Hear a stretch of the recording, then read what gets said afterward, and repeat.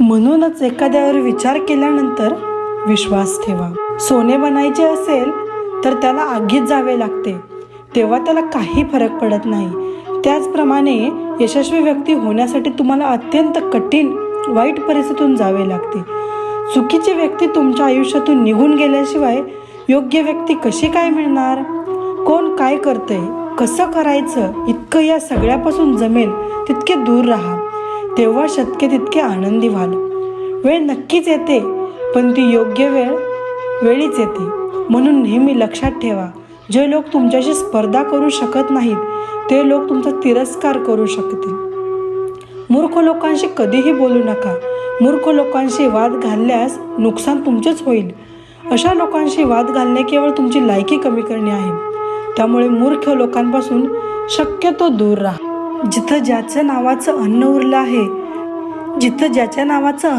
आहे, वेळ त्याला स्वतःकडे बोलवते. कोणी कोणाच्या हक्काचं खात नाही.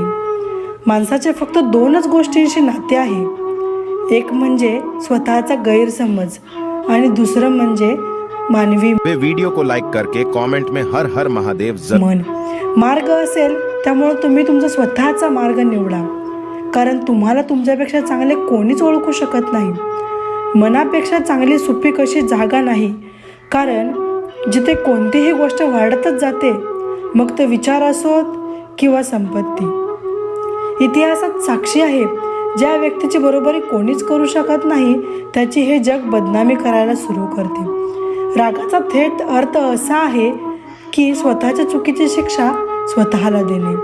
आपल्याच माणसांकडून सतत पुन्हा पुन्हा तिरस्कार मिळत असेल तर तिथून त्यांना सोडून देणे हा तुमचा त्यावेळी सर्वोत्तम निवडलेला पर्याय आहे. माणसाचे जीवन फक्त त्याच्या कर्मावर चालते. जसे त्याचे कृत्य असते तसेच त्याचे जीवन होते. जे काही केले आहे ते समोर येईल, कारण कृत्ये कोणाच्याही दर्जाची नाहीत. आयुष्य खूप सुंदर आहे. कधी हसवतो तर कधी रडवतो, पण जो आयुष्याच्या गर्दीत आनंदी राहतो तो खरा समाधानी असतो. जीवनात हरल्यानंतर जिंकण्याची मजा काही वेगळीच असते. चांगले होण्यासाठी कोणाचीही नक्कल करण्याची गरज नाही. स्वतः इतके चांगले व्हा की लोक तुमची कॉपी करू शकतील. आयुष्य एकदाच येते हे पूर्णपणे चुकीचे आहे, मात्र मृत्यू एकदाच येतो हे जीवन रोज मिळत नाही. ज्या दिवशी तुम्ही स्वतःच तुमच्या हसण्याचे मालक व्हाल त्यानंतर तुम्हाला कोणीही रडवू शकणार नाही. कोणी तुमच्याकडे काही मागितलं तर त्याला ते नक्की द्या, कारण देवाने तुम्हाला मागणाऱ्यांमध्ये नाही तर देणाऱ्यांमध्ये ठेवले. लक्षात ठेवा, चांगला काळ पाहण्यासाठी वाईट वेळेला समोर जावे लागेल. सर्वांची सेवा करा, पण अपेक्षा कोणाकडून ठेवू नका, कारण सेवेची खरी किंमत फक्त देणाऱ्याला आहे.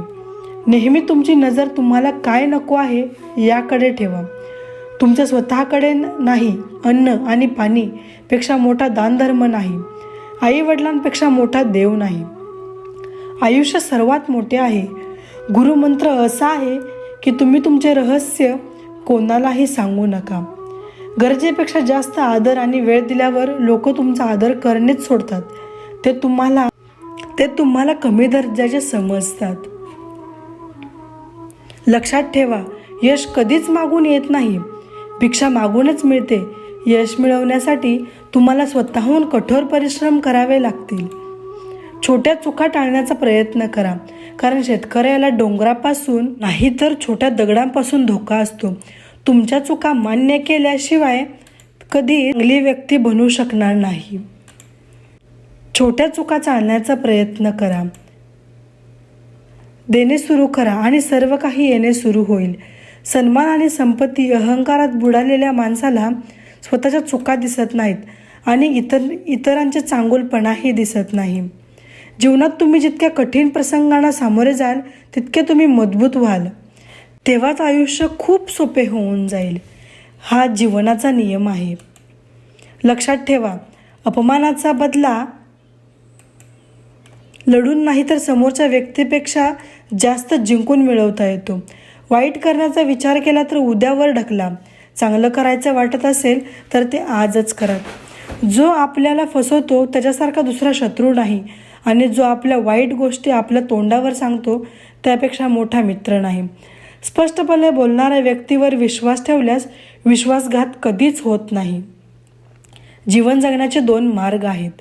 एक, तुम्हाला जे आवडते ते मिळवा आणि 2, जे इतरांकडे आहे ते मिळवण्याचा प्रयत्न करा.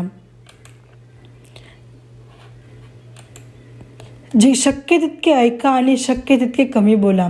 म्हणून कदाचित देवाने आपल्याला 2 कान आणि एकच तोंड दिले असेल. चेहऱ्यावर हसू आणून तुमच्या आयुष्यातील समस्या कोणत्याही शेअर करू नका, कारण 80% लोकांना त्याची पर्वा नसते आणि बाकीचे 20% लोक तुमच्या आयुष्यात खूप समस्या आहेत यावर ते खूप आनंदी असतात. मित्रांनो, मला हा व्हिडिओमधून एवढीच अपेक्षा आहे की माझ्याकडून तुम्हाला काही शिकायला मिळाले असेल. पुढे भेटू पुढच्या व्हिडिओमध्ये. तोपर्यंत काळजी घ्या. जय जय स्वामी.